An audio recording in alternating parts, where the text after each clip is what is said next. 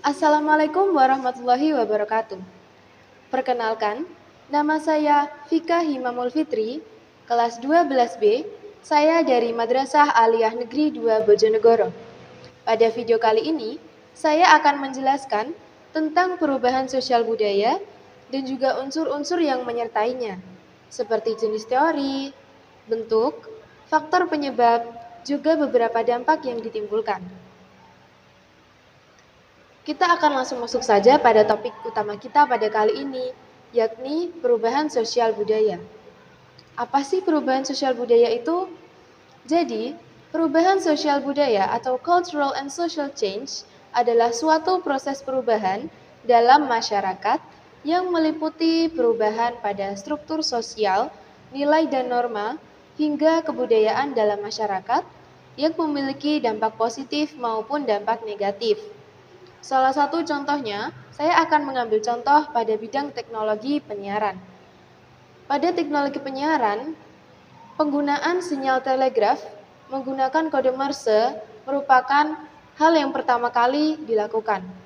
Namun kemudian, hal ini dikembangkan bertahap dari radio, televisi, hingga media online saat ini. Lalu, perubahan sosial budaya ini dibagi jadi apa aja sih? Nah, perubahan sosial budaya ini punya 4 jenis teori, 8 bentuk, dan juga 4 faktor yang meliputinya. Pembahasan kita ternyata cukup panjang ya, so stay tune ya. Nah, sekarang kita akan masuk di pembahasan teori nih. Langsung aja ya, pertama ada teori evolusi yang melihat perubahan sosial budaya itu terjadi karena adanya perkembangan daya pikir manusia dari suatu yang primitif, tradisional, hingga ke arah yang lebih modern. Contohnya adalah rumah atau tempat tinggal manusia. Manusia primitif bertempat tinggal di gua. Lalu, masyarakat tradisional akan membuat rumah mereka dari kayu.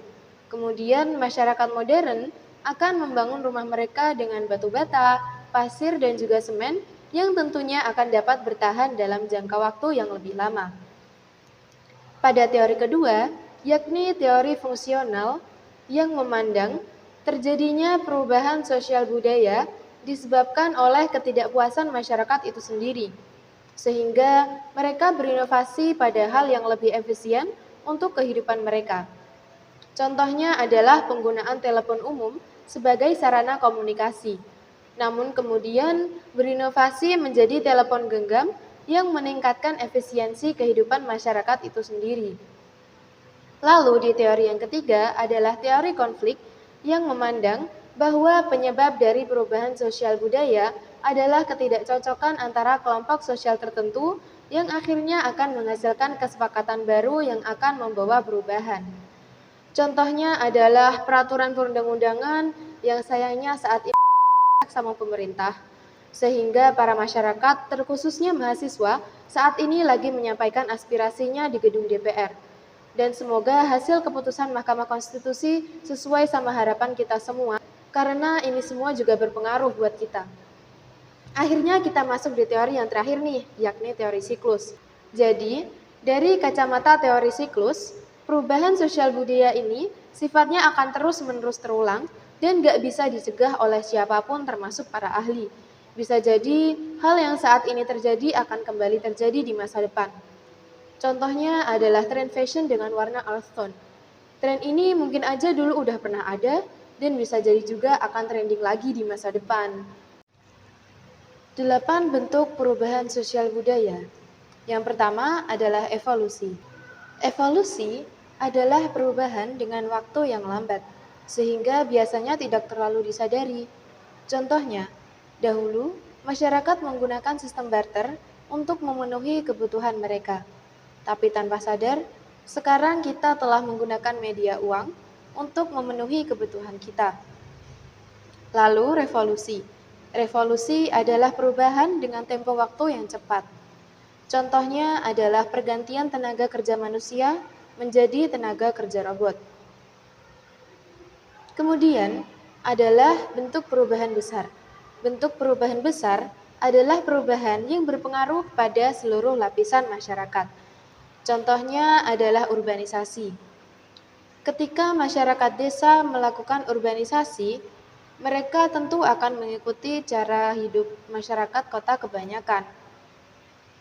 Selanjutnya adalah bentuk perubahan yang direncanakan.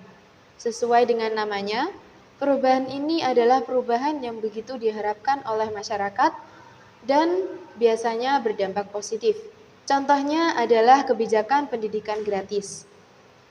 Lalu, bentuk perubahan yang tidak direncanakan. Perubahan ini tentunya tidak diharapkan oleh masyarakat, tapi bukan berarti memiliki dampak negatif ya. Contohnya adalah kebijakan stay at home ketika virus COVID-19 menyebar di seluruh dunia. Hal ini tentunya tidak diharapkan oleh masyarakat, tetapi kebijakan ini diterapkan untuk kesehatan dan juga keselamatan sesama. Lalu, adalah bentuk perubahan struktural. Perubahan ini adalah perubahan yang sifatnya mendasar dan menyebabkan reorganisasi dalam masyarakat. Contohnya adalah sistem pemerintahan dinasti menjadi pemerintahan presidensial ataupun sebaliknya. Yang terakhir adalah bentuk perubahan proses. Perubahan proses ini sifatnya melengkapi dan menyempurnakan. Contohnya adalah perubahan kurikulum pendidikan yang terus disempurnakan hingga saat ini. Sekarang kita akan masuk di bagian yang terakhir, yakni faktor-faktor perubahan sosial budaya. Jadi, faktor-faktor perubahan sosial budaya ini dibagi jadi 4, yakni yang pertama faktor pendorong, lalu faktor penghambat, lalu ada faktor internal, dan juga faktor eksternal.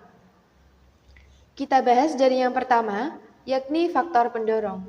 Faktor pendorong perubahan sosial budaya ini bisa jadi karena kontak dengan masyarakat lain, orientasi hidup ke masa depan, toleransi terhadap perilaku menyimpang, juga pendidikan yang semakin maju.